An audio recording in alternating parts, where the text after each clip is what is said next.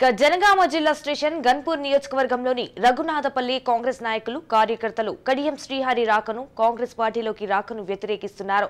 కడియం శ్రీహరిని కాంగ్రెస్ పార్టీలో చేర్చుకోవద్దంటున్నారు. కడియం వద్దు గో బ్యాక్ అంటూ కడియం శ్రీహరికి వ్యతిరేకంగా నినాదాలు చేస్తూ నిరసన తెలిపారు. గత 30 ఏళ్లుగా కాంగ్రెస్ నాయకులను కడియం అనేక ఇబ్బందులు పెట్టారంటూ ఇప్పుడు కాంగ్రెస్ లోకి కడియం చేరాలనుకోవడంపై అభ్యంతరం వ్యక్తం చేశారు.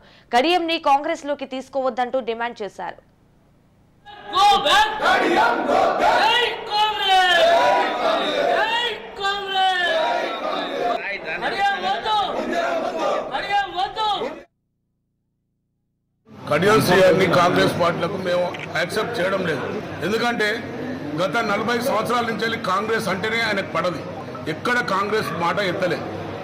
ఈరోజు కాంగ్రెస్ లోకి రావడానికి కారణం ఏంటిది? అవకాశవాదం, పదవి కాంక్ష, వీడు తప్ప ఆయనకి ఏదో ప్రజలకు బాగు చేయాలని ఏం లేదు. గత 5 సంవత్సరాల క్రితం 30,000 ఓట్లు వచ్చినాయి. నిన్న 96,000 ఓట్లు వచ్చాయి. ఖాళీ 3,000 ఓట్లు మాత్రమే తక్కువ పడ్డాయి కడియం శ్రీహరి.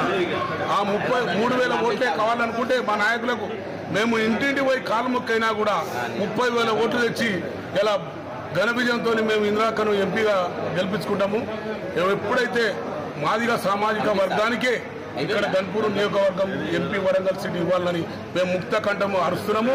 ఇంకోటి మేము నియోజకవర్గ కార్యకర్తల మొత్తం మేము కడియం శ్రీహరిని వ్యతిరేకిస్తున్నాము. ఆయన కనుక వస్తే ఎక్కడ పడితే అక్కడ అడ్డుకుంటాం మేము. ఇది మా నినాదం. కడియం శ్రీహరిని కాంగ్రెస్ పార్టీలకు మేము యాక్సెప్ట్ చేయడం లేదు. కడియం శ్రీహరి గారు కాంగ్రెస్లో రావడానికి ఎప్పటి నుంచో ప్రయత్నాలు చేస్తూ కాంగ్రెస్ పార్టీ అధికారంలోకి వచ్చి 100 రోజులైంది. ప్రభుత్వం లేకుంటే ఉండలేడు. ఎప్పుడైనా ఆయన ప్రభుత్వంలో ఉండాలి, లేకుంటే ఆయన మామూలుగా ఎమ్మెల్యేగా ఉండే పరిస్థితి లేదు.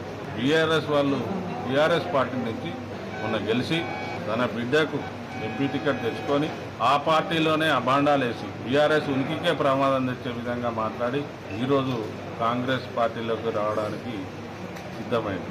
ఇది సరైన పద్ధతి కాదు. మీరు ఏ పార్టీలో అయితే ఉన్నారో ఆ పార్టీకి రిజైన్ చేసి రండి.